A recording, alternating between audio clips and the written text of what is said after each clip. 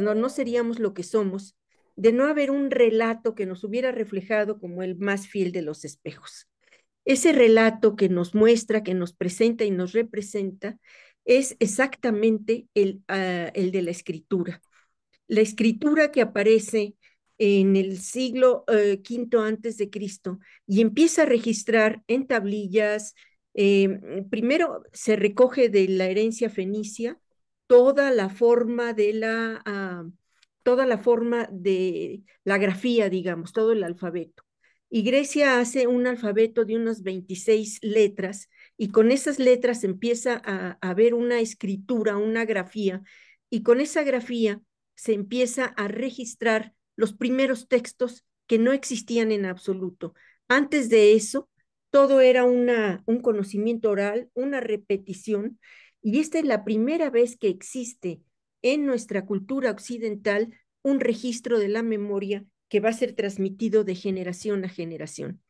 Por este registro y por el intercambio benéfico de los vasos comunicantes que va a haber entre Oriente y Occidente, digamos, entre culturas, empieza a enriquecerse una serie de conocimientos que trae prosperidad y trae una gran cultura que estalla en el siglo V antes de Cristo o siglo de Pericles, que entre otras obras monumentales se va a construir nada menos que el Partenón, y el primer teatro de que tengamos noticia. Este gran constructor se va a llamar Pericles. Pericles que tiene dos cosas muy interesantes. Primero, es el primer, el primer joven y el primer hombre noble que paga una obra de teatro. Es el corega primero, así se llaman los que pagan los teatros, y facilita que haya una representación pública en un escenario totalmente grotesco, que es todo en tierra, se hace en el subsuelo y en una colina donde en los lados, las laderas, la gente va, se medio que acuesta, se queda parada o como pueda porque es en tierra. Entonces, lo único que nos hace recordar que eso es un nivel de tierra es que es subsuelo y que tiene la forma que posteriormente va a tener el teatro griego, que es el semicírculo, el escenario abajo, en redondo, y se hace con la representación de un solo actor hasta que aparece Esquilo y mete un segundo actor con máscaras y con una especie de botas que les permite subir de estatura para que sea visto por todo el público, que llegaría a ser al paso del tiempo en el siglo V hasta 10,000 personas. También Pericles tiene una peculiaridad. Está unido a una mujer que equivale en importancia en la tragedia, esta mujer real, equivale a Antígona. Aspasia es la mujer más brillante que hay en el siglo V, y esta mujer es a la que a su vez se enamora de ella Sócrates, curiosamente, pero es la pareja o la amante de Pericles, y era una mujer muy interesante porque es la que modifica totalmente la versión, nuestra versión de la feminidad, porque tiene una casa que no se sabe si era un burdel o una casa, que nada se parece a la de la antigua, a la de la antigua Safo, porque Safo preparaba las casaderas para el matrimonio. Lo que hace esta maravillosa mujer, que además dicen que era muy, muy guapa, es que las prepara para que tengan una inteligencia superior y una educación excepcional, y no solo sean capaces de dialogar y comportarse en actividades públicas, algo como las geishas en Japón, sino que se empiecen a destacar por su pensamiento y por sus actividades, por sus proposiciones y por sus decisiones. Aspasia, pues, marca un hito en la situación femenina al mismo tiempo, en el mismo momento en que Esquilo, que es el primer trágico del que tengamos noticia, lleva al teatro figuras femeninas tan poderosas como Casandra, como Clitemnestra, es cuya intensidad y la posterior Antígona de Sófocles van por sus monólogos, podrían haber sacudido al mismo Freud de haber atendido esos soliloquios tremendos que en estas obras que han llegado hasta nuestros días repiten estas mujeres. Esto es cuando se empieza a fundar la democracia. Pero ¿por qué ocurre todo esto? ¿Por qué esto se hace posible?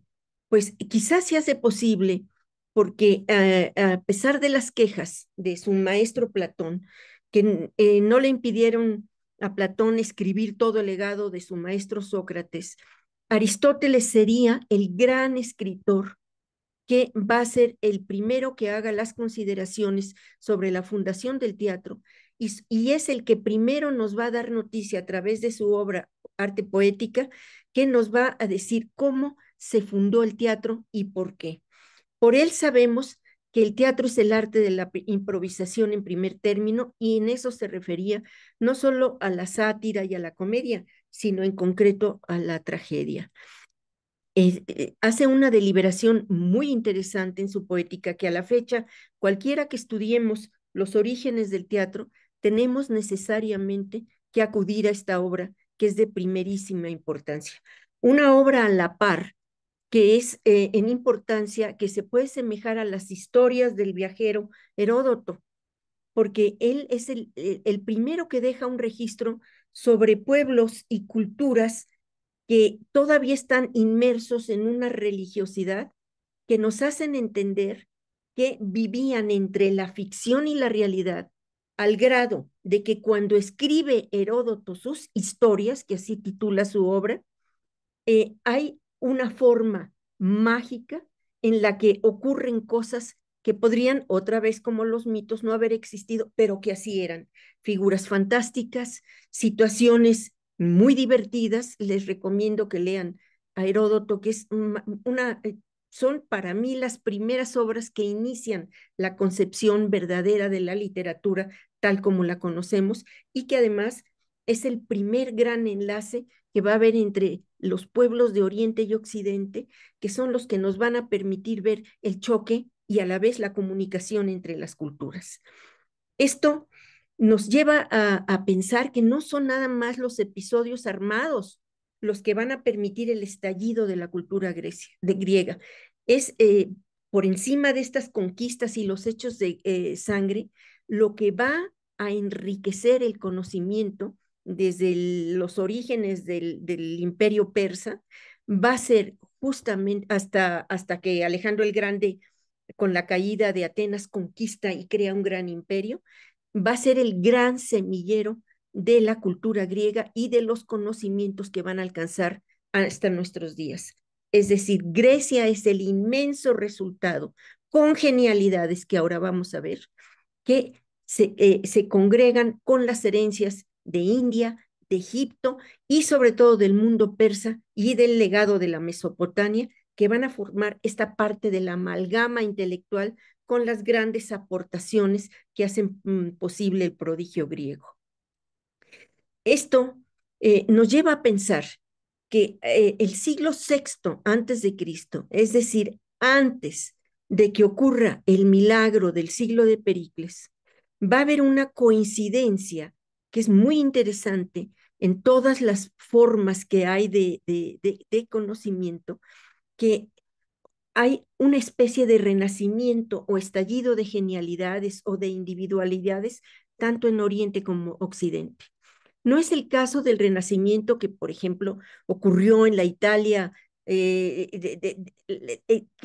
donde están Miguel Ángel y Leonardo. No, este siglo sexto ocurre que no se sabe por qué sucede en la historia de las culturas, sino que de repente no hay ninguna comunicación entre estas personas y sin embargo, hombres en su totalidad, en los años 500, en el siglo sexto antes de Cristo, vivieron o nacieron personajes tan notables como la propia poetisa Safo, Tales de Mileto, Anaximandro, Heráclito, Pitágoras, que nace entonces, Clístenes, el reformador ateniense, que va a ser el fundador de la democracia, Anaximandro, Heráclito, Pitágoras, Pisístrato, que es de los fundadores de la democracia, Tales y Solón, los de los siete sabios de Atenas, Simónides de Ceseos y los presocráticos. Es decir, en el siglo sexto empieza a también, no, porque no podía ser de otra manera, a fundarse el teatro a través de un suceso que es fantástico. Así como nace Esquilo en el siglo sexto y nacen los poetas Píndaro o Epiménides, y además olvidaba los de Oriente. Por ejemplo, en Persia nace Nabucodonosor II, que es el rey de Babilonia, y nacen los fundadores del gran imperio persa, que son Ciro I y segundo, son los Ciros el Grande, Cambises, Darío I, Jerjes, y nada menos también nace entonces Zoroastro, que va a fallecer hacia el 551 antes de Cristo. Pero también nace Buda, y nace Lao Tse en China, que es el fundador del taoísmo, y nace Sun Tzu, que es el autor del arte de la guerra, pero sobre todo del siglo sexto antes de Cristo nace Confucio, cuya doctrina no solo se eleva a corriente del pensamiento, sino que se mantiene viva y vigente durante más de 2000 años. Este prodigio crea un estado de espiritualidad que hace propicio el estallido de las ideas, pero también estalla la poesía, estalla la ciencia, la política, las formas de gobernar, de conquistar, de ser gobernados, pero sobre todo van a estallar los sentidos.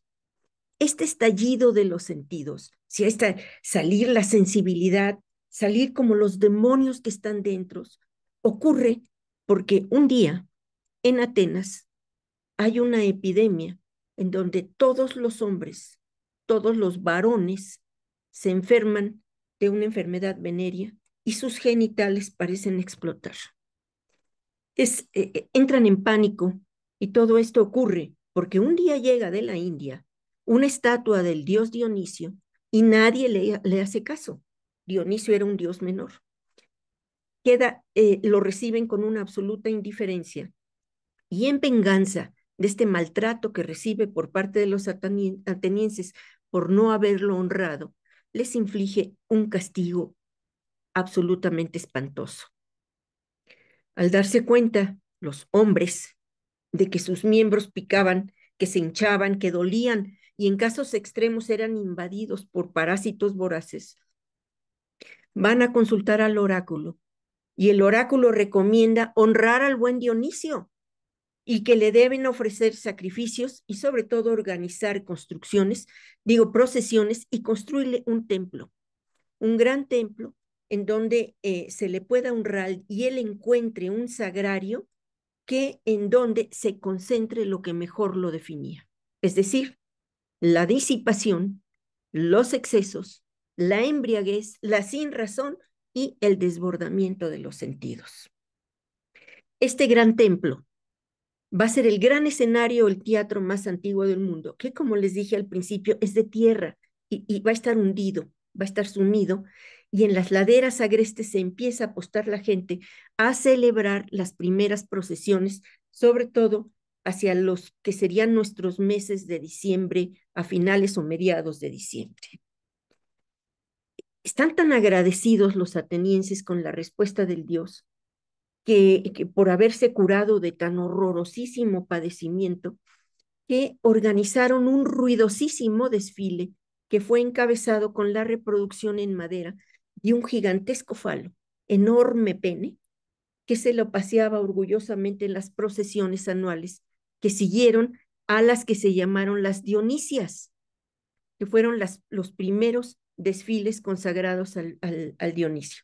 Este es un episodio absolutamente maravilloso, porque las Dionisias y estas procesiones devocionales eran lo más parecido a una situación carnavalesca, que iban primero un hombre, una voz que iba adelante del todo, que iba hablando de las hazañas y del nacimiento del Dios, de todas sus aventuras y de todas sus travesuras. Ese hombre iba seguido por un gordo de mucho vientre, el Seleno, que llevaba el pene amarrado a una gran piel de macho cabrío, que ostentaba el gran pene como como un símbolo de la lujuria y del exceso. Todos llevaban unas guirnaldas de uvas de vid, porque Dionisio es el dios de la vid, y en estas dionisíacas todo se hacía como un espectáculo. Iban atrás unos 50 campesinos haciendo chistes de lo que decía la voz que contaba las aventuras de Dionisio, y el sátiro iba haciendo un espectáculo de exhibicionismo a excusa de su pene. Y después se fueron añadiendo unas mujeres que eran las menades, que estaban totalmente embriagadas. El sileno se intercambiaban majaderías, iba en un garro, este silenio iba en un barro envuelto rodeado de tinajas de vino, y él era como el preceptor o padre adoptivo de la deidad. A veces llevaba un niñito como recién nacido que recordaba a Dionisio, y este era el sátiro más viejo y más borracho del grupo, y siempre iba también o en el carro o montado en un burro. Se decía que era este Silenio el más sabio de todos los hombres, porque decía que su natural pesimismo aseguraba que lo mejor para el hombre era no haber nacido, pero ya que había nacido, si por desgracia había nacido, lo mejor que podía pasarle es que muriera lo más pronto posible. Aristófanes después, algunas de estas obras que lograron conservarse, imitó en una de sus obras este ámbito y la animosidad de estas procesiones que se llamarían la sátira, es el antecedente de la comedia. Y esto llevaría al exceso de comentarios sobre la sexualidad, sobre la lujuria, pero también sobre la violencia, porque estas mujeres que iban ganando terreno a lo profano en este ambiente donde dominaba lo sagrado, hacían estas demostraciones burlonas de un exceso de violencia. Por ejemplo, estaban, se desnudaban, se autolesionaban, eh, también llegaban a descuartizar a los niños y entraban en un estado de delirio tan tremendo que todo lo que se pueda imaginar uno de lenguajes agrestes se practicaba durante estas procesiones que se suponía que eran un culto a la fertilidad y de honra a los sentidos, mientras que, como diría como se dividiría después por Nietzsche entre lo apolíneo y lo dionisiaco. Apolinio iba a representar la razón, la mesura, mientras que lo apolíneo iba a representar las funciones biológicas más desmesuradas, iba a representar el espectáculo en toda su capacidad, y lo apolíneo se iba a ir inclinando hacia la sobriedad, el pensamiento, el juicio, etcétera. Este camino de los sentidos iba paralelo al de la razón, como dos dioses que van caminando a la par y van después, en un momento dado, se van separando hasta hacerse inconciliables, y esta separación entre la sobriedad y el lenguaje agreste va a ser exactamente lo que divida lo profano y lo sagrado, lo intelectual y los sentidos, el culto al vino y a las borracheras y a la embriaguez, el culto a la lujuria, a la lascivia, a la vulgaridad, tanto que haría decir Aristóteles que, esta primera expresión dionisíaca hacía que la sátira y la comedia había hecho para que los peores hombres se igualaran a los más bajos de la antigüedad, mientras que la tragedia serviría para que los mejores hombres se igualaran a los más nobles que los precedieron.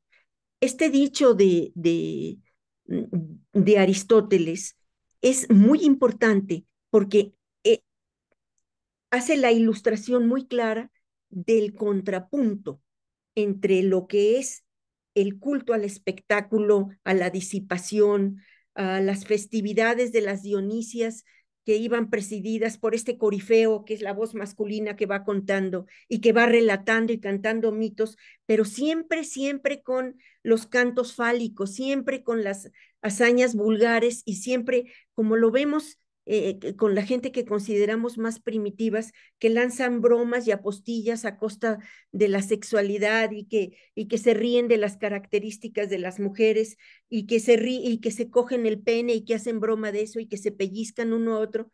Esto es exactamente lo que hacían los hombres cuando uno era el corifeo y los 50 le contestaban, que es el antecedente muy primitivo de lo que va a ser el coro en la tragedia. Este grupo va a ser el corifeo, digamos, que es el que contesta y el que dice, pero en la tragedia va a llamar la atención y a llamar a cuentas la razón y un principio moral. En la comedia, perdón, me faltó decir que estos que formaban parte de la procesión iban disfrazados también, estos 50 más o menos campesinos, iban disfrazados como sátiros, llevaban pieles de chivo o de macho cabría. Caminaban brincoteando entre comentarios y exclamaciones alusivas a lo que iba relatando el corifeo. Y después, que iban siguiendo a estos helenos panzudos y de gordos traseros, que llevaban orejas y colas de caballo en el Peloponeso y atavíos de chivo en Atenas, eh, se fueron uniendo otra voz dirigente. Se empiezan a sumar. El corifeo ya no es solo una voz, sino que van a ser dos voces. Y estas dos voces, uno a otro, se contestan y el coro o el grupo de campesinos interviene y se empieza a hacer un espectáculo que da lugar a la comedia. ¿Qué es la comedia? La comedia es con el descaro, con esta banda de descarados, de intoxicados, de que aceptan cualquier acto de derramamiento de sangre, que llevaban, como las mujeres que llevaban un báculo con hiedra enredada y llevaban una piña en la punta, como aparecen, como las vemos en las pinturas, es lo que va a representar la vida en sí en su aspecto más primitivo, más primitivo. Mientras esta va a ser la sátira es el instinto, lo elemental, lo que no es tocado por la cultura. Es, por eso dijo con toda claridad Aristóteles que precisamente la sátira era para que los hombres vulgares imitaran a los hombres vulgares del presente. En cambio, la dignidad que entra con el drama trágico, iba a enseñar a los hombres a comportarse como los más nobles que habían sido sus antecesores. ¿Quiénes son los más nobles? Pues los más nobles son los que van entendiendo que la vida no se puede solucionar porque siempre plantea un conflicto.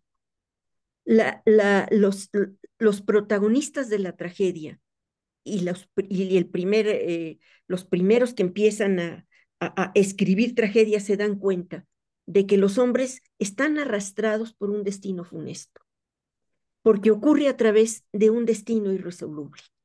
Toda, algo que los hombres saben que tienen un dilema entre dos alternativas tremendas y que no tienen solución, porque no se puede modificar el destino.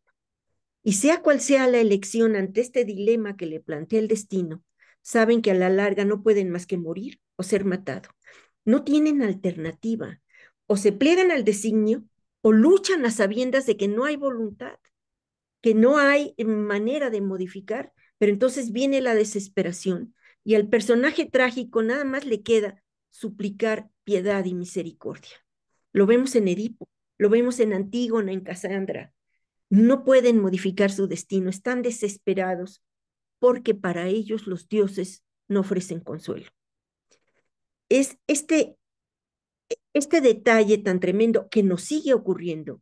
¿Cuántas veces hemos estado en nuestra realidad enfrentando situaciones que plantean lo inevitable?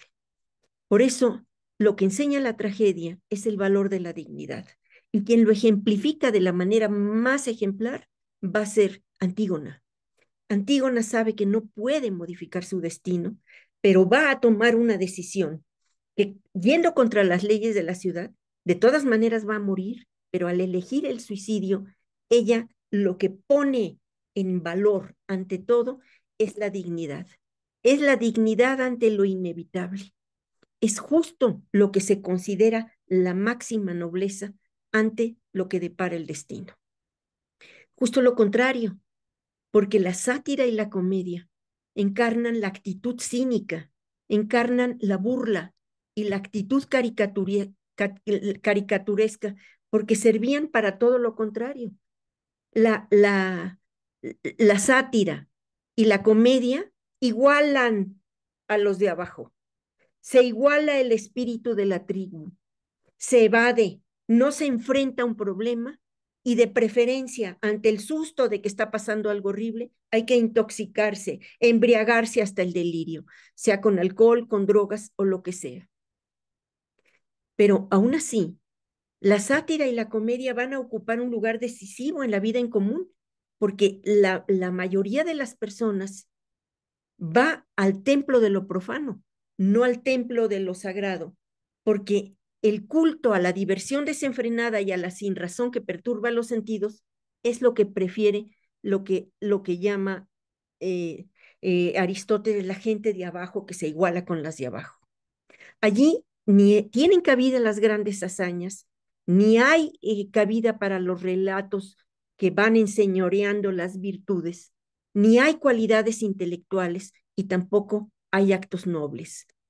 La sátira y la comedia tiene, como a la fecha ocurre, por propósito, herir, vulnerar o burlarse de los más débiles, acentuar la vulnerabilidad de los otros, mofarse, por ejemplo, de las mujeres, de la sexualidad, de algún defecto físico.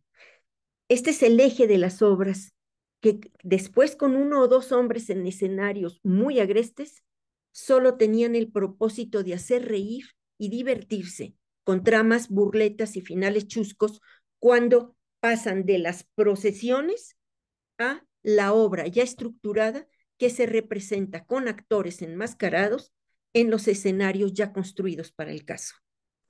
Es exacto lo opuesto a la sobriedad y a la hondura aportada desde sus primeras obras, primero por Esquilo.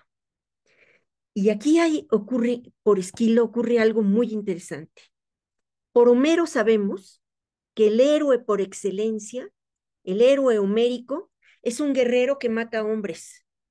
Los verdaderos héroes homéricos van a ser Aquiles, Agamenón o Ulises. Es decir, Aquiles y Ulises el matador de hombres, Agamenón el destructor de ciudades, Aquiles el matador guerrero por excelencia. El héroe trágico es todo lo contrario.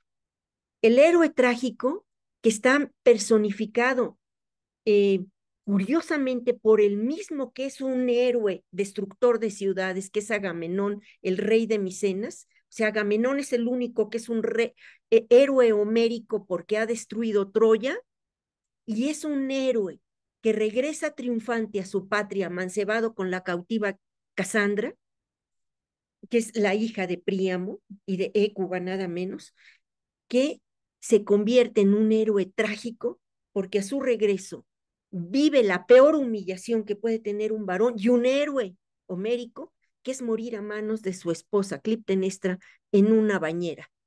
Y no solo morir a manos de una mujer, él, el gran héroe de todas las batallas en Troya, el encumbrado, el jefe Agamenón, sino que llega a su casa y es humillado al máximo por la esposa, quien lo inmoviliza con una red. Recuerden que Micenas era un lugar de pescadores.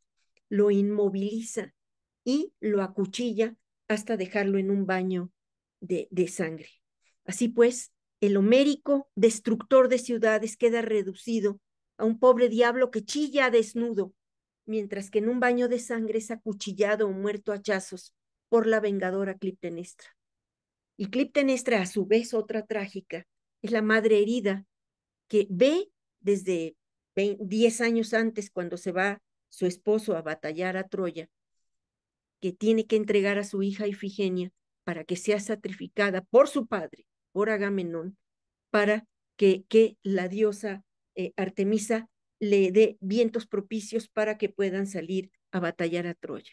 O sea, se queda con este dolor Clitemnestra. Es la madre herida, durante 10 años está guardando el rencor contra Agamenón porque ha matado a su hija en el ara de sacrificios, bajo engaños, porque le había dicho que que la mandara donde él estaba para que la casara con Aquiles. Y era una mentira, porque según Calcas, el profeta, recuerden que siempre hay un oráculo y siempre hay un mensajero en todas las obras griegas, siempre hay alguien, una voz que anuncia o una voz que comenta. Tiene que decir que tiene que sacrificar a su hija para que haya vientos, y todos los hombres mueven sus lanzas y sus escudos para que sea sacrificada la más pequeña de sus hijos. Este drama tratado por Esquilo en la Orestiada, en la trilogía de la Orestiada, que es una obra cumbre de todos los tiempos y una obra que ejemplifica el refinamiento poético, trata exactamente el dolor de la madre que se hace del poder, se hace del amante, que es el sobrino Egisto, que a su vez hay una doble venganza, porque Clitemnestra había estado casada antes de Agamenón, y Agamenón asesina a su primer esposo para quedarse con ella. Y curiosamente, el primer esposo de Clitemnestra es el padre de Esquilo, que cuando se va Agamenón a batallar a Troya, Esquilo es un muchacho que se hace el amante de Clitemnestra, y juntos se hacen del poder de Micenas y empiezan a mascullar la venganza contra Agamenón una vez que ha sido entregada la infeliz Ifigenia. Estos dramas plantean situaciones tensas, pasiones terribles, relaciones conflictivas y acciones que entrañan dificultades propias del hecho de vivir. Nada que ver, nada que ver con la comedia. Y esto es lo que diferencia el drama de la tragedia y de la comedia. La comedia es el hecho de vivir en burleta, el hecho de vivir con evasión, el hecho de vivir sin grandeza. La tragedia es lo que lleva al extremo un dilema irresoluble. El personaje plantea un conflicto que no tiene solución, y esto lleva en verso a, a tal desesperación que aún cientos y cientos de años después, un Shakespeare entiende esta esencia de la tragedia que lleva, por ejemplo, a Hamlet a llevar hasta la locura y a ser habitado por las sirinias, igual que hubiera sido Orestes, cuando Orestes venga a su padre, Agamenón, y asesina a su madre. Y la madre, antes de morir, le dice: vas a ser habitado por las sirinias que te van a perseguir hasta el día de tu muerte y más adelante aún. Nunca vas a descansar. Pero compasivo como era Esquilo, en su trilogía se da cuenta del dolor de Orestes, porque Orestes, una de las características de la tragedia también, a diferencia de la comedia, es que la tragedia está habitada por mitos. En la tragedia todos son mitos y dioses. O sea, el personaje trágico no es dueño de su voluntad, no puede modificar su destino, no es dueño de su voluntad, y siempre están entramados los mitos, todos los mitos y todos los dioses. Entonces no puede Orestes desobedecer la orden de matar a su madre. La tiene que matar aunque no quiera, y quien está instigando es su hermana, y a la vez la hermana viva. Pero en esta confrontación, él actúa, obedece a los dioses y venga al padre, porque ha sido una mujer quien ha mancillado la casa gobernada por un hombre. Y no hay mayor ofensa para un héroe que haber sido matado por una mujer. O sea, la mujer no puede humillar al hombre, la mujer mucho menos puede matarlo. El hombre puede despechar a la mujer, puede repudiarla, puede llegar con Casandra como llegó Agamenón, puede ostentar su virilidad, acostarse con otras mujeres en frente de la mujer, pero no puede ser tocado por una mujer. Esta es una de las características de la tragedia. Orestes mata a su madre, y habitado por las sirinias, es tal su sufrimiento que el compasivo Esquilo va a hacer una obra que se van a llamar las Euménides, es decir, las Irinias, Eu es bueno, se convierten en buenas, en portadoras de la justicia. Por eso el drama de Orestes va a dar pie antes de la era de Pericles del siglo V, del primer antecedente de la existencia de un tribunal en Atenas. Este antecedente de la justicia, que todavía está con el coro y presidido por Atenea, va a ser el gran antecedente del tribunal civil que va a empezar a existir con la democracia en el siglo V, es decir, unas décadas, en el siglo V, unas décadas después de que Esquilo ha escrito su trilogía. Era un visionario y era tal su compasión que a las Irinias las hace buenas y portadoras de la justicia, de las virtudes de la justicia, como la templanza, la prudencia, son las virtudes de la justicia. Esta peculiaridad hace que mientras que el coro increpa, los personajes trágicos estén acudiendo a la presencia más alta, que son los inmortales, en una fusión con los sufrimientos que de todas maneras, aunque estén conscientes de este padecimiento, el actor presenta desde varias perspectivas una cosa que es todavía vigente, lo difícil que es vivir en el estado de impotencia que tenemos todos. Pero sobre todo lo que estos actores, que ya Esquilo mete a veces hasta 3 actores, actores que eran de una calidad de actuación y de una habilidad escénica tremenda porque empiezan a inventar telones y cosas de movimiento. Y recuerden que usaban unas botas altas, altas para verse más altas. Lo difícil que es no hallar soluciones a los problemas planteados. Este estado de impotencia ante los problemas planteados es el primero, Esquilo, el primero que lo va a desarrollar.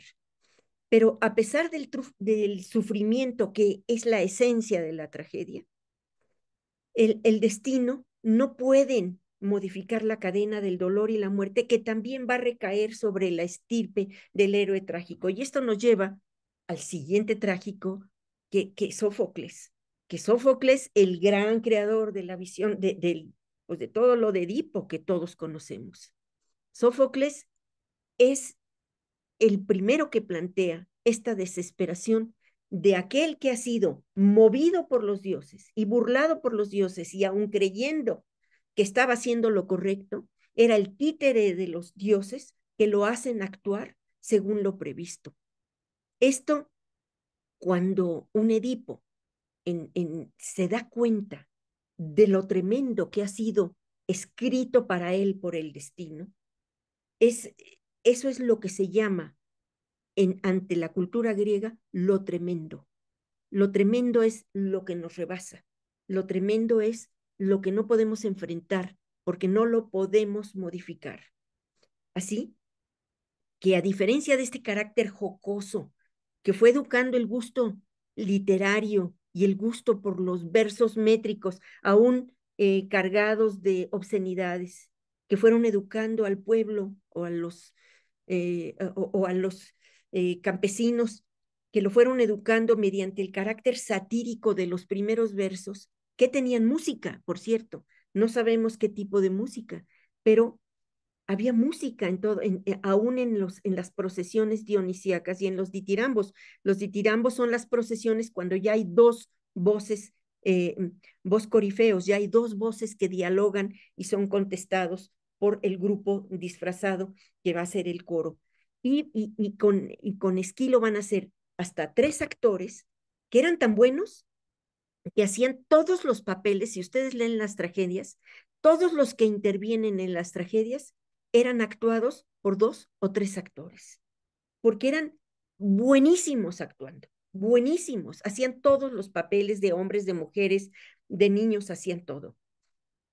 Es por eso llevado al máximo nivel la idea del viaje, pero del viaje existencial, del viaje que que ante la desesperación va a llegar al siglo V y ante el ascenso de las filosofías, la tragedia confronta este pensamiento. Se empieza a asociar a los hallazgos de un Aristóteles, por ejemplo, y de los legados de Pitágoras. Hay ya tal cuestionamiento del conocimiento y del razonamiento, del juicio, que los dioses empiezan a perder supremacía y empieza a avanzar la filosofía y el pensamiento, y entonces se divide de manera irremisible la sátira, es decir, lo dionisiaco y lo apolíneo, la razón y los sentidos, los excesos y la prudencia, la desmesura, la borrachera, las cosas tóxicas y el entendimiento racional que ante todo enseñe a enfrentar con dignidad y nobleza las cosas más tremendas. Esto, ¿quiénes lo asumen? Lo asumen Lope de Vega, Shakespeare, mientras que este histrionismo y la mímica del teatro medieval absorbe la sátira y no la tragedia. ¿Por qué? Porque en el medievo se pierde todo el conocimiento de lo mejor de Grecia y va a ser hasta la cultura árabe que está en Al-Andalus, en la península ibérica, son los árabes los que van a rescatar la herencia griega y van a ser los primeros traductores de lo que van a recoger, de lo que el helenismo, de lo que vamos a hablar la próxima semana, de cómo se mueve la herencia de Atenas y que después se olvida en los siglos, pero son los árabes, a través de lo que rescata el helenismo, los que van a rescatar para una Europa que avanza de la Edad Media hacia el Renacimiento. A ellos debemos el rescate de la tragedia. Es decir, ¿qué estamos rescatando? No la sátira que perdura. ¿Por qué? Porque la tribu, la parte baja, lo que dice Aristóteles, lo peor se iguala con lo peor, lo bajo con lo bajo, eso queda como instinto, como un semillero del histrionismo, de la mímica, del carnaval, de lo carnavalesco. En cambio, lo que van a heredar ya los grandes dramaturgos que van a alcanzar nuestros días, y de ellos el más grande que va a ser Shakespeare, va a ser el espíritu de la confrontación, el espíritu del juicio, del dolor profundo, de estas irineas que aún enloquecen, que aún habitan en el alma, que torturan, que lastiman y que se enfrentan a los dioses a decir, no me hagan esto, esto es terrible, hay que superar esto. No puede ser nada más doloroso que el dolor que yo no puedo soportar. Así que esta, contra la futilidad dionisiaca, la nobleza y la dignidad de de la tragedia, que va a estar encumbrada por los tres más grandes trágicos, que son Sófocles, Esquilo y Eurípides. Bueno, primero Esquilo, desde luego. Y hubo muchos otros poetas trágicos, pero sabemos que se perdieron en el tiempo. Algunas obras, por supuesto, se conservaron y se conservaron la Biblioteca de Alejandría, que ya les voy a decir cómo la próxima semana, pero los tres grandes son los que pintan al hombre como deberían ser. Son los que están pensando cómo dignificar la existencia a través de obras maestras.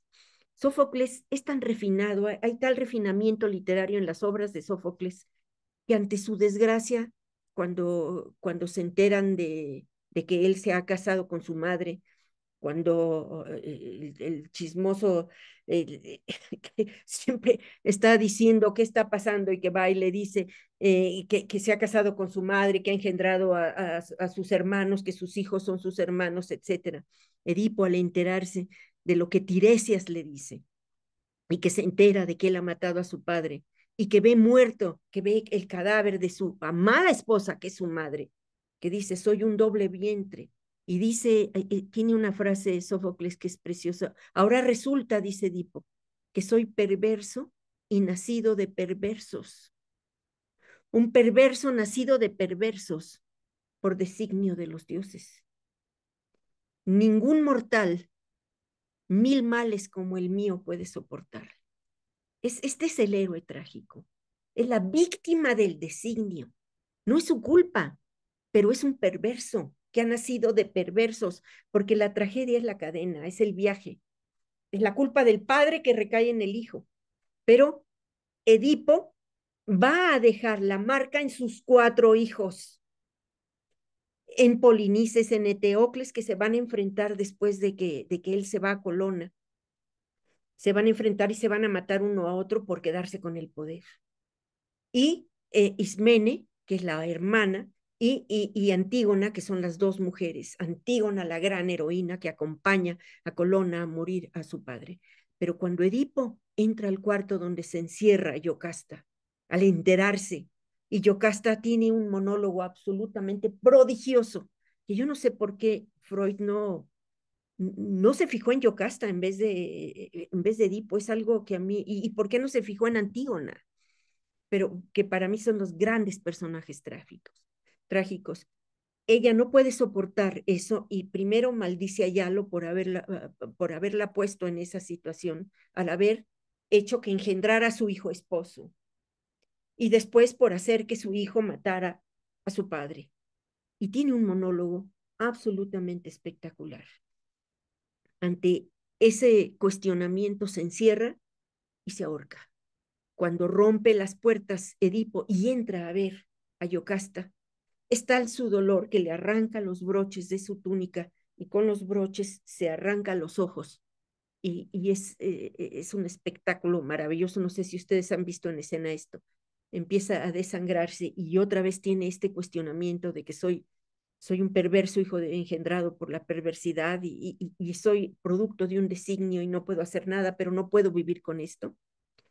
Y le dice Tiresias, alguien te tiene que acompañar. Pero él dice, yo me quito los ojos para ya no ver esta tragedia.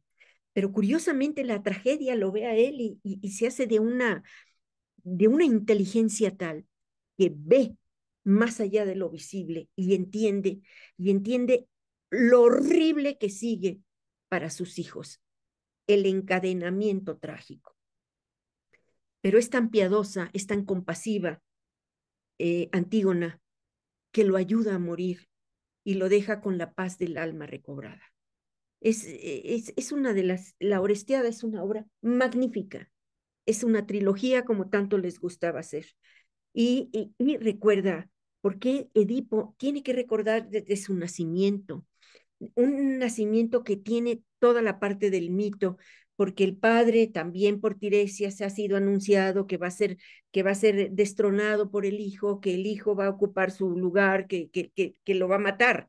Y entonces él no quiere, dice, yo no vuelvo a procrear en mi vida, entonces ya no, dice que no vuelve a procrear, pero un día se embriaga, se acuesta con la mujer y la mujer se embaraza y entonces nace Edipo. Pero cuando Edipo nace, dice, esto es un horror, le amarran por eso Edipo es el de los pies torcidos, porque le amarran los tobillos, se los anudan y lo dejan en el campo. Y la vieja historia como de Moisés, que lo encuentran otros, aquí unos campesinos, se lo llevan, el niño crece y el niño sabe, cuando el oráculo le anuncia que va a matar a su padre, deja a los padres adoptivos creyendo que les hace un daño y él los quiere muchísimo y se va. Pero en la encrucijada, camino a Tebas, se encuentra un carro con una auriga, con un hombre sentado en el carro, viene un pleito, se pelea con ellos y mata al que está en el carro, que es un extranjero, y se va a Tebas. Se casa con la mujer, que es la que ha sido abandonada o muerto por el que era el rey de Tebas, y se casa con ella, y ya está toda la historia. Procrea a los hijos, hasta que otra vez Tiresias dice, llega un campesino que conoce la historia y dice, estoy buscando al asesino de Yalo. Y el mismo Edipo dice, yo también estoy buscando al asesino de Yalo, sin saber que él era el asesino. Cuando es señalado como el asesino, se desencadena todo el movimiento trágico y pierde los ojos y ocurre lo que ocurre. Esto es tan terrible que la siguiente obra, que es Antígona, ocurre cuando regresa a Tebas y sabe que sus 2 hermanos se han enfrentado cuerpo a cuerpo y uno ha matado al otro. Solo que uno es considerado que no tenía derecho al poder y que es traidor, entonces uno no podía entrar al inframundo de los héroes, al inframundo de los bienaventurados, y entonces ella le tiene que dar sepultura porque el griego que no tiene sepultura no puede entrar a los campos elíseos, pues, y entonces ella contra las leyes de la ciudad le da sepultura a medianoche a su hermano y es por eso castigada por su tío, que es también ya Creonte, el tirano de Tebas, es el que asume el poder. Pero fíjense cómo está anudado.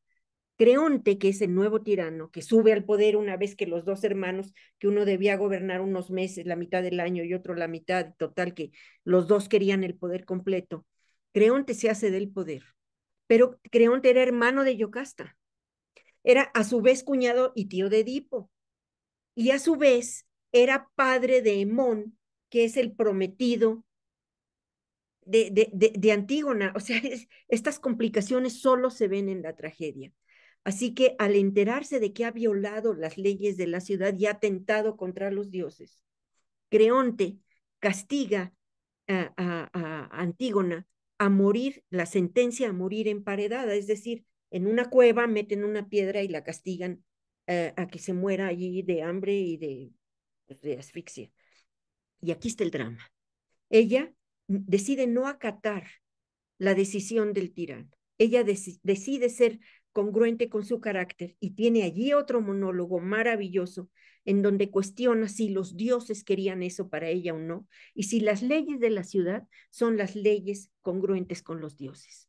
Así que ella es la primera mujer que desafía no solo al tirano, sino que cuestiona a las supuestas leyes de la ciudad, se enfrenta a los dioses y modifica el modo de acatar lo inevitable al elegir para ella misma suicidarse. Este oponerse a la imposición durante una lucha cruenta va a ser la singularidad que la hace por su rebeldía, por un personaje que está por encima de todos los destinos trágicos, que va a ser uno de los antecedentes más importantes para inspirar todos los feminismos posteriores y particularmente para la idea de la voluntad que se enfrenta al tirano, que va a determinar a los feminismos de la edad moderna a partir del siglo XIX hasta nuestros días. La figura de Antígona, digamos, que podría ser la figura tutelar de la feminidad que se adueña de su voluntad y contra las posibles castigos que vienen contra ella, está dispuesta a enfrentarlo y a recibir la consecuencia de eso. ¿Por qué? Porque ella, ante todo, tiene dos cosas: el amor filial y un carácter que la hace que oponga la máxima dignidad ante una situación irremisible. Ella sabe que decida lo que decida ante el tirano, no le queda más que la muerte. Es decir, su dilema es morir o ser matada, morir de su propia mano o ser matada por la sanción de su tío, padre de su amante, futuro esposo, y que ella decide ejercer su voluntad. Primer personaje trágico que hay, que decide enfrentar a la Moira y por lo tanto a la fatalidad, al dictado. Sabe que hay que acatarlo como Edipo. Edipo no tiene a dónde ir, no tiene modo de escaparse. Edipo tiene una gran impotencia, pero salvo el notable ejemplo de Antígona, porque ella es la que se cuestiona, dice, primero tengo el deber con mi hermano que lo tengo que enterrar, y entonces yo desobedezco. Primero le doy paz a mi padre. Mi madre ya está muerta. Ayudo a morir en paz a mi padre para romper esta maldición. Solo me puedo revelar. Increpo a los dioses, pero siempre clamando piedad y misericordia. Allí no acaba, no acaba la tragedia, porque Hemón, después de deliberar con el padre, dice, perdónala, perdónala. Van corriendo a la cueva para salvarla y al verla muerta, pues pelea con el padre que va corriendo atrás de Hemón, se hacen con la espada y Hemón, en una forma de voltear, se clava la espada y muere frente al padre con la espada que accidentalmente se le clava o se la clava a él mismo. Esta significación de las víctimas del hado, eh, que siempre tienen el alma destrozada, es, hace que la tragedia sea el gran ejemplo de la dignidad y el gran ejemplo de la realidad tremenda que hace que las mujeres vayan enfrentándose a lo inevitable, a lo imponderable. No transforma súbitamente la realidad, pero las mujeres trágicas son las primeras que suben o que llegan a un escenario que son vistas y que son representadas, y sobre todo algunas mujeres, Medea, Antígona, Clitemnestra, Electra, o sea, son las mujeres que cuando nosotros vamos a ver a un rey Lear, cuando vamos a ver a Hamlet, cuando vamos a ver algunas mujeres ya en los teatros, desde el isabelino hasta nuestros días, que empieza a haber mujeres que tienen voz y que son vistas, en ese momento la mujer ha modificado un destino. En ese momento los mitos han dejado de intervenir en el escenario para que la mujer ocupe un lugar, aún cuestionado por el coro, que la confronta, que lo dice, que está constantemente. En Hamlet siempre hay unas brujas, siempre hay unas voces o hay una locura. De la misma manera que en la tragedia siempre hay un mensajero que da un recado, que trae noticias. Pero en este pasaje se puede asociar como los cambios que hay de la niñez a la adolescencia y de la adolescencia a la vida adulta y de ahí a la vejez. Son los pasos de la conciencia que van abriendo un nivel de juicio cada vez mayor para que cuando se tiene una vida adulta clara y una gran vejez, la vejez se corona con el juicio, con un juicio teñido de voluntad que suele tener ecuanimidad y sabiduría. Cuando los griegos decían que la vejez es sabiduría, no es que se refieran al clásico espectador y protagonista de la sátira o de la comedia, no, se refiere a la ecuanimidad y a la sabiduría del personaje trágico, a la lección moral que deja la tragedia, a las conductas excesivas que educan el entendimiento y el carácter al grado de desarrollar un pensamiento sólido, fuerte, que cuestiona a los otros, pero que modifica su tiempo. Todo, toda ecuanimidad y sabiduría que sigue estos pasos como la tragedia, naturalmente cuestiona el entorno y es siempre considerado transgresor, rebelde, pero también revolucionario. Y esto ocurre en las grandes culturas.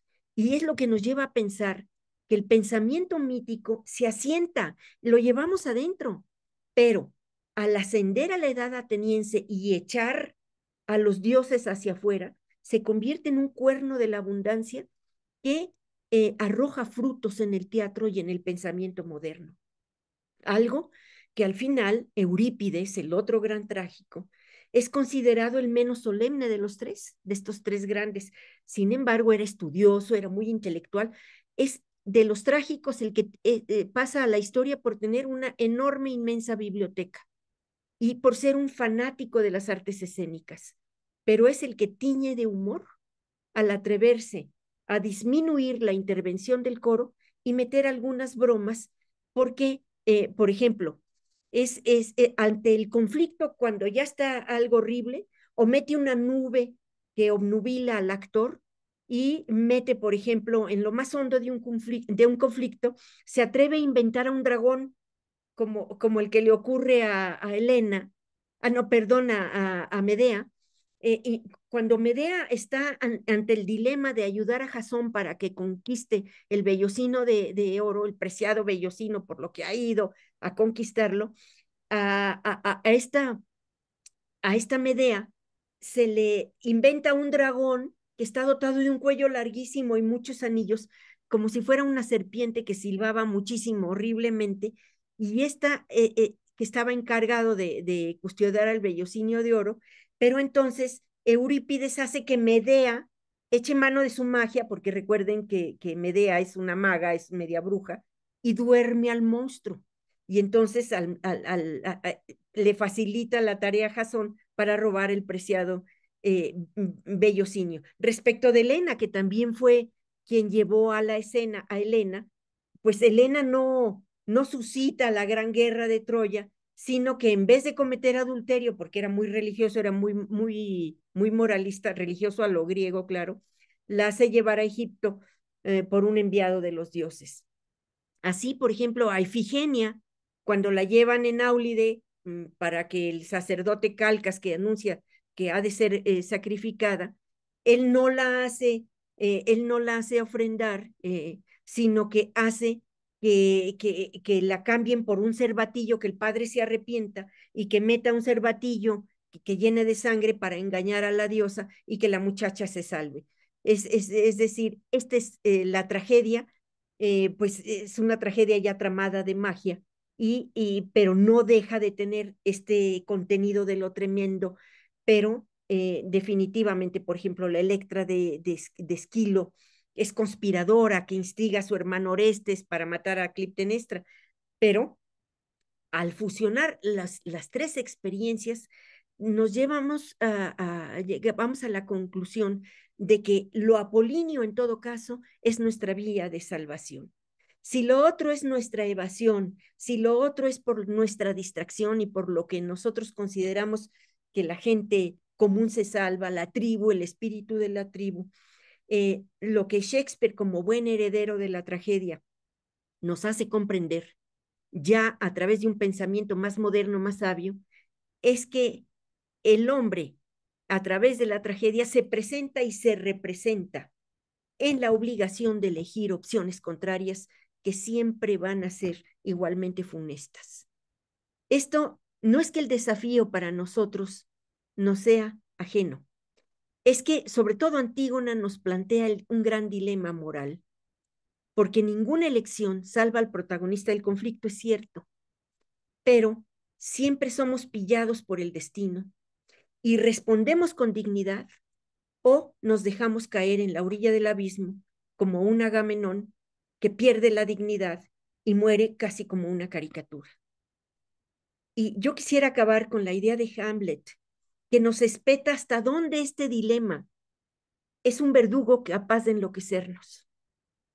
Pero el teatro sigue siendo el espacio ideal para ver y reconocer a profundidad lo difícil que es vivir, aunque se pretenda hacer de la existencia una comedia de banalidades. Muchas gracias. Extraordinario, maestra, de veras que increíble su plática del día de hoy, su charla. Pues no sé si alguien más del foro tiene, No oigo absolutamente nada. sí es lo que nos dimos cuenta que no escuchaba, maestra. ¿Me escuchan las demás? ¿Los demás? Sí. Sí, yo sí. Ah, muy bien, Por gracias. desgracia, yo no puedo oírlas. Sí, Sí, yo justo, sí oigo. Yo oigo todo. Pablo, hazte cargo ¿usted sí porque la escucha, Anilu? yo no oigo y si hay preguntas me las pones por escrito porque yo no tengo sonido. Ok, entonces en el chat, por favor, si son tan amables para poder hacer alguna pregunta, alguna participación, por favor. Si me ponen por escrito, En el chat. yo les contesto porque sí me están oyendo. Sí me oyen, ¿verdad? Díganme con la cabeza. Sí. Ah, gracias. Sí, es que yo no oigo.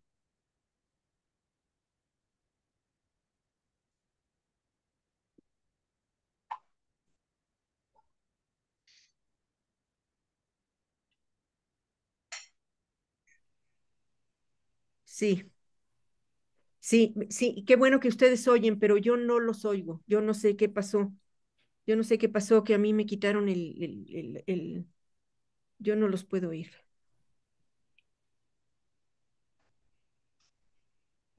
Si hay alguna pregunta, me la escriben, por favor. Escribimos, a ver, si escucho perfecto, a ver, ¿dónde está? Y por Se medio oye del chat. perfecto. La tumba de Antígona de María Zambrano. Bueno, mira, la tumba de María Zambrano es otra cosa. María Zambrano es Ay, muchísimas gracias por sus comentarios, se los agradezco mucho.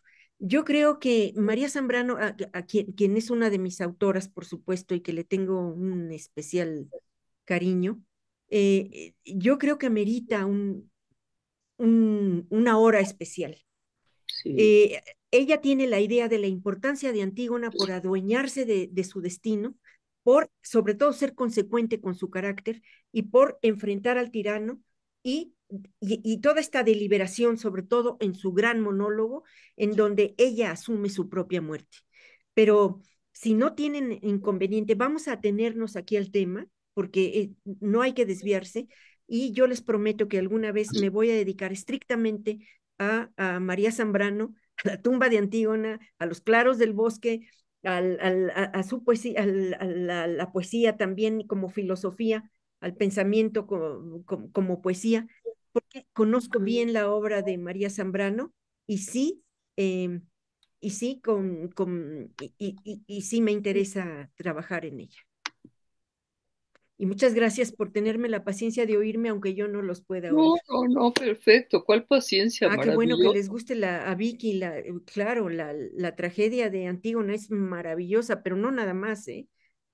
Todas las trilogías. A mí Esquilo es uno de los trágicos que más me gusta, Esquilo y Sófocles. Yo soy menos de Eurípides porque son los más sobrios, son los más nobles y de mucha más calidad literaria.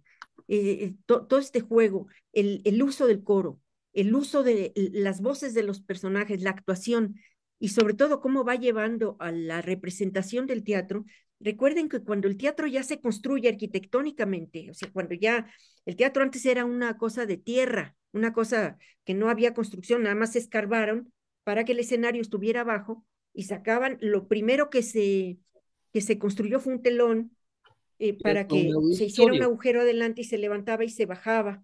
Y entonces, y atrás, atrás del escenario una tela donde se escondía el actor y se cambiaba la máscara o se movía. Por eso podemos ver, las máscaras tienen mucha expresión. Se podía disfrazar y el propio actor era totalmente apto de actuar todos los personajes y cuando actuaba un personaje distinto era otro, era otro.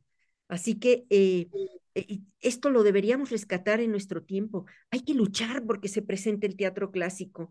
¿Cómo se educaría a la gente? ¿Cómo cambiaría la actitud de los niños y de las personas si se les educara en el teatro? En la conquista, los evangelizadores quisieron educar a los indios en el teatro, pero por desgracia les enseñaban teatro religioso con la Virgen María y los pastorcitos. No, Claro, la verdadera educación en un medio donde la cultura todavía estaba en un nivel pre-escritura, hubiera sido una cosa maravillosa educarlos en el teatro de la representación de sí mismos.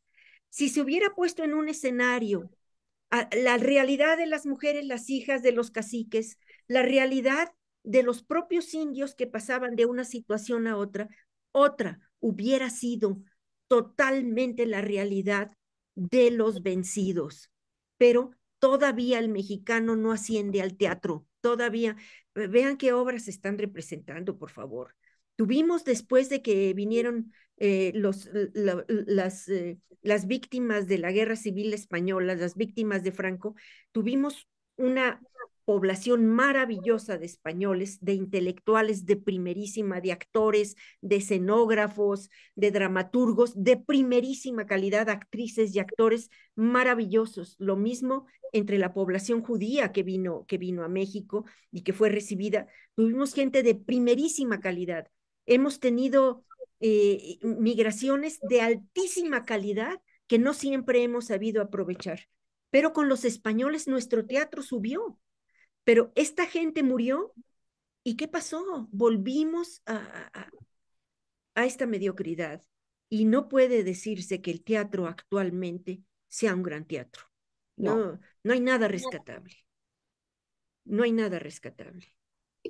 Me dicen que podríamos hacer un recorrido por mis propios libros, pues muchas gracias por eso, pero no es el caso ahorita. Ahorita estamos hablando de la sátira, de la comedia y de la tragedia. Y sí, Medea cuando es capaz, aquí me dice Isabela, que Medea cuando es capaz de plantear su venganza, desviven a sus hijos para castigar a Jasón. Bueno, ahí está, otra vez, la actitud de la mujer fuerte y que sigue en la estirpe. O sea, la condena que se hereda. Esta forma de hilar el viaje, la sanción, fíjense, es lo único que han heredado las telenovelas. Las telenovelas es lo único que van encadenando, que van encadenando y que van encadenando y que no paran. Y es lo único, pero no el contenido. O sea, la tragedia encadena y, y los hijos y los nietos siguen la maldición y siguen repitiendo hasta que eso se disipa y perdemos la memoria de las cosas. Así que, pues, para mí la tragedia es el gran género del teatro. O sea, para mí es insuperable la tragedia. Es maravillosa, pues. Ojalá tuviéramos en México un teatro clásico. Todo cambiaría. Ahora, el teatro clásico español también es muy grande. Tenemos allí, y recuerden que en España cada año tienen en Mérida representaciones, precisamente los teatros romanos, tienen representaciones de las tragedias y del teatro romano y del teatro clásico español, grandes, porque todavía España tiene grandes, grandes actores, grandes escenógrafos y grandes dramaturgos. Qué desgracia que nosotros no heredamos y no cultivamos esta gran cosa que fue muy buena de la parte española que nos dejaron y que no supimos aprovechar. Qué lamentable. ¿Algún otro comentario? Yo te suplico, Pablo, que para la siguiente, por favor, probemos con anticipación para que no me vuelva a quedar sin sonido y para que yo pueda oírlos a todos, Así es, porque es maestro, una no se pena preocupe. que me tengan aislada aquí. Estoy Sí, en la sí, soledad vamos a de la checar cueva eso, como claro que sí, Antígona. maestro.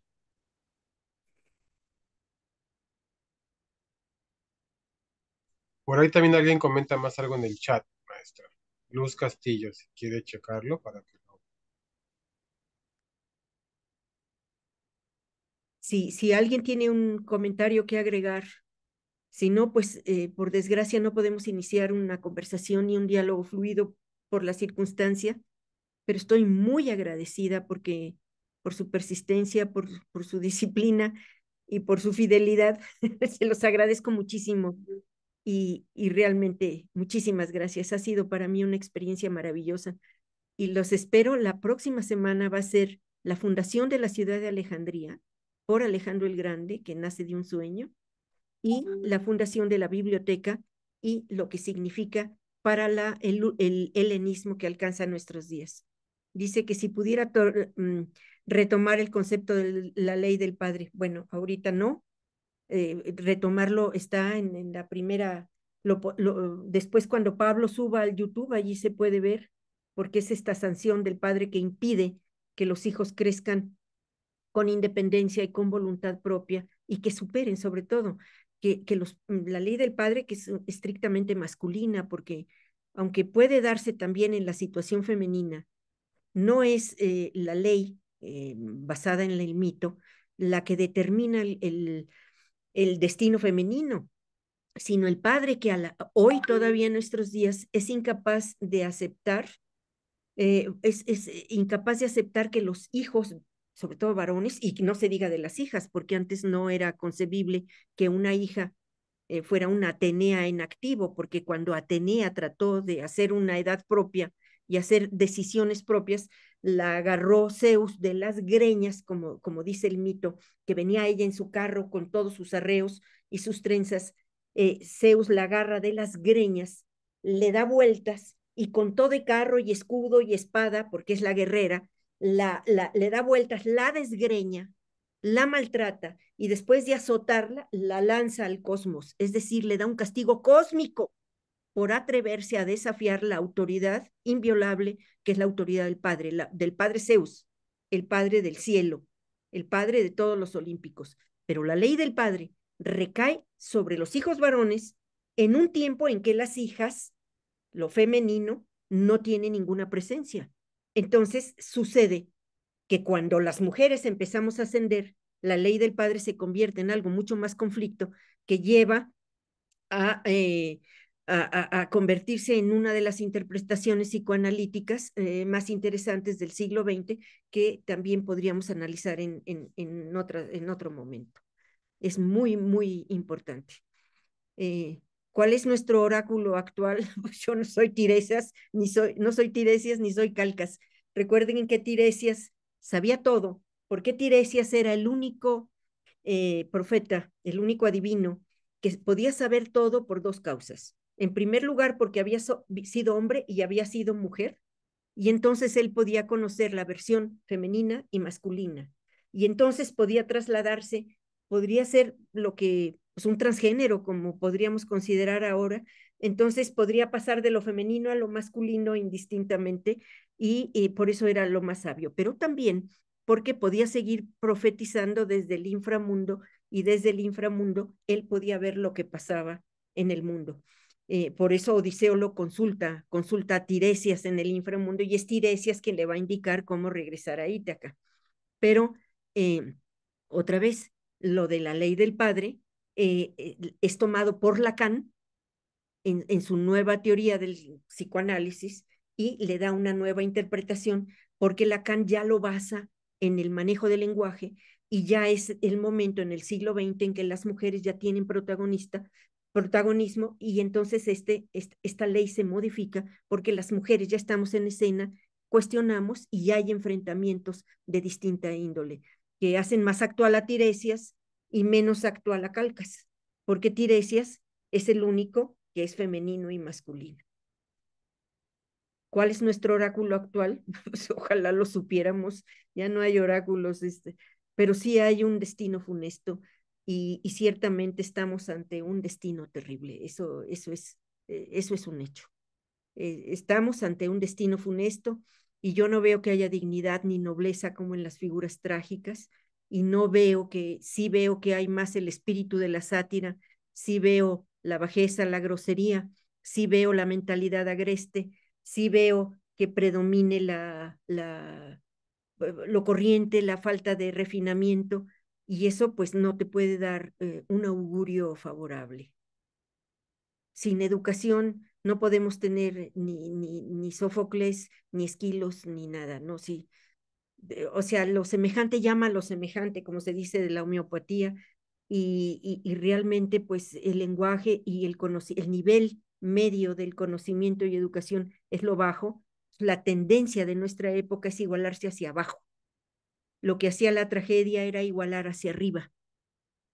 Y nosotras, nuestra tendencia, si hay algún oráculo, dada la realidad de castigar el conocimiento y castigar la educación, es igualar, pero hacia abajo. Es decir, hacer triunfar el espíritu de la tribu, valorar lo menos valioso, eliminar la virtud, eliminar la dignidad, el honor, y lo que en Aristóteles son las virtudes intelectuales. ¿Algún otro comentario? ¿Ya? ¿Terminamos? Por favor, no falten la próxima semana, porque va a ser la última vez, y ya podremos pensar en algunos encuentros posteriores donde tratemos el lenguaje, la palabra, María Zambrano, etcétera, y lo que sea posible. Muchísimas, muchísimas gracias a todos, y mil gracias sobre todo por su paciencia.